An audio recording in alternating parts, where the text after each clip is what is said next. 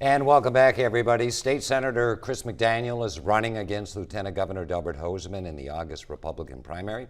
And joining us now here on the Mississippi Coast in the studio on this Sunday morning is Senator Chris McDaniel. Good to see you, Senator. Thank you for having me. Good to have you here on the coast. Thank you. Well, needless to say, I think the Lieutenant Governor is the most powerful elected office in the state. And we don't often see somebody challenge a member of his or her own party, yet you are with Delbert Hosemann. Right. Why? And maybe even some in your own party might be wondering that. Well, primarily because he's behaved as a Democrat. We have 16 Democrat senators. He appointed 13 of those 16 to be chairman of powerful committees. He single-handedly made sure we could not eliminate the state's income tax. He's done nothing to fight the woke culture. He's done nothing to fight against the Biden administration. He voted for a pay raise for himself. He supported pay raises for legislature.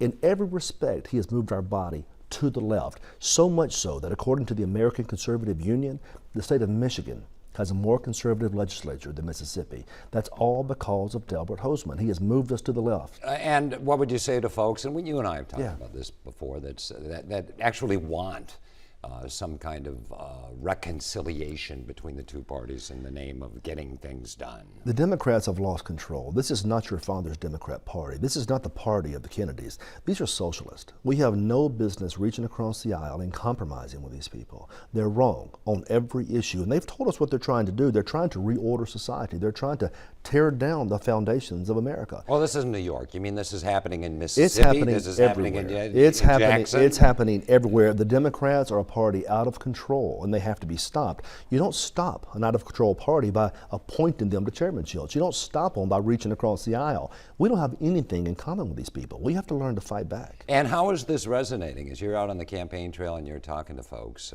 do people get it from your perspective? Yes, sir, they do. Republicans are tired of holding Republican supermajorities, but not governing like Republicans.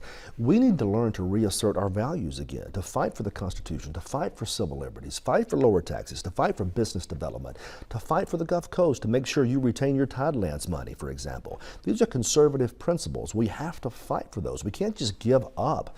And so far, all across this country, Republicans aren't fighting the way they're supposed to. It's time for us to hold the line in Mississippi. Well, let's talk a little bit about what one might see as a potential uphill battle for you. There's the GOP establishment, more than likely behind Lieutenant Governor Hosemann. He has, by the last report, $3.5 million. By the time this show airs, he'll probably have $5 million. How can you fight that? Well, it's one thing to raise the money, and we've seen establishment politicians, particularly those beholden to donors and beholden to special interests, raise a ton of money. You fight it by spreading the truth, talking about his policy. He's against term limits. He's against the recall mechanism. He's fought us on every single conservative reform bill we've tried to pass, and it's just wrong. The people of this state have to recognize that our country is teetering on the edge. This is not the America of old. Every day we're being challenged, culturally, fiscally, financially, every way by the American left. Mississippi is the place to hold the line. How disappointed were you? I personally, as a taxpayer and as a citizen and as one who believes in the will of the people, how disappointed were you that the initiative process was not restored? It's crushing. It's crushing. You supported it, and they tinkered and they nibbled on the edges with the number of signatures, with which issues could be put on a ballot. Delbert Hosemann killed that bill. We need a ballot initiative process. It's incredibly important for people to be able to petition their government and to get around stubborn politicians and pass laws. We had the votes in the House and the Senate. Delbert Hosemann killed that bill. Now he tries to blame the House. Ask your House members down here who killed the bill.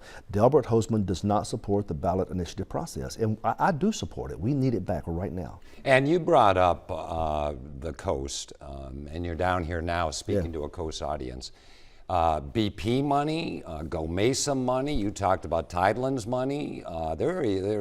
We even have to protect the wind pool money. Right. And then we're fighting this battle with Louisiana on opening up the Bonnie Carey spillway. How committed are you to these important issues to the Gulf Coast? We have got to let the Gulf Coast be the Gulf Coast. We have to enrich the Gulf Coast, to empower the Gulf Coast. Those monies belong here. It's disgusting that the government would take the money from the coast and spread it around the northern counties. That's coastal money, and the coast deserves that money. I'm going to fight to make sure the coast survives, but not just survives, prospers. Because when the coast prospers, the whole state prospers. You talked about the income tax. You support total elimination of the Yes, state sir. income. Speaker Gunn does.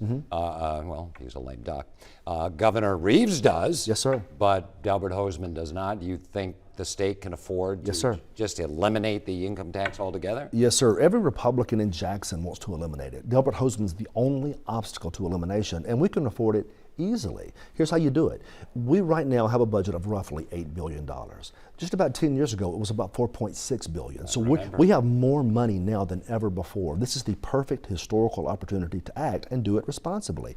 Base it on triggers, economic growth, index to inflation, and scale it down responsibly over time. More than enough money to do it. It has to happen. Delbert Hosemann is blocking that, and by doing so, he's hurting our economic development. I hate to say this, I have 30 seconds, Yes, sir. literally, because we're up against the clock. What about some of these social cultural issues? Everything from critical race theory not being taught in the schools to stopping children from getting gender affirming surgery and all of that.